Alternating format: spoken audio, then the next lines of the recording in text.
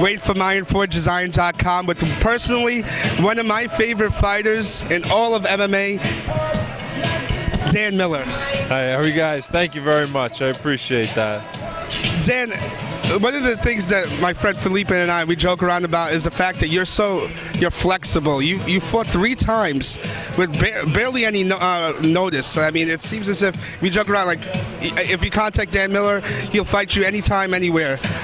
Does that affect you in the long run as far as your status with the UFC? I don't think so. It affects the status.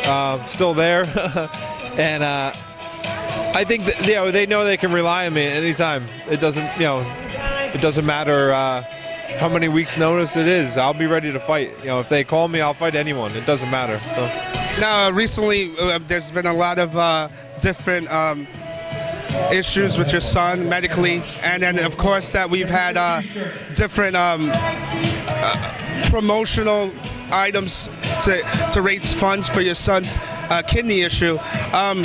Are you still going to be fighting this year or next year anytime soon, or is that affecting the way that you train? It has affected the way I've trained. Just recently, I've taken a lot of time off recently to just to help him through.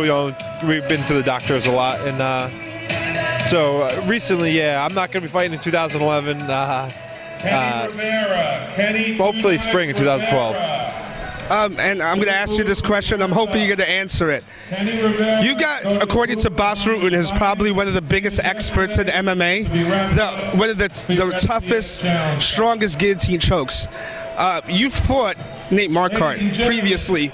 I was there at UFC 128, and did you notice anything as far as his strength, as far as him getting out of that hold? Because again, you've got the strongest guillotine hold, and miraculously, we later found out that he was using, I think it was HGH or some type of hormone replacement therapy.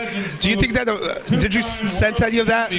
No, I mean, I don't think it affected anything. At the time I fought him, he was completely legal. I think all his levels were under what they should have been, and he was being tested by the New Jersey State Athletic Commission. He contacted him in early February. Everything he did up to my fight was legal, so I have no problem with what he did and what he was doing.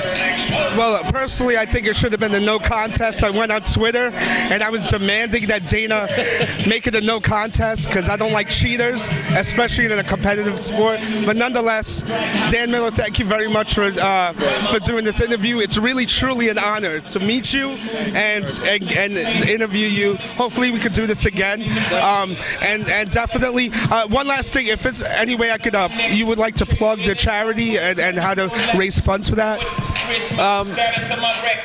Yeah, you really, the place to go is the Daniel James Miller Foundation.wordpress.com and AMAFightClub.com. There's links to all the stuff that's going on, and that's the best way. Just support. Thank you. Thank you. Dan Miller here, one of the nicest guys in MMA.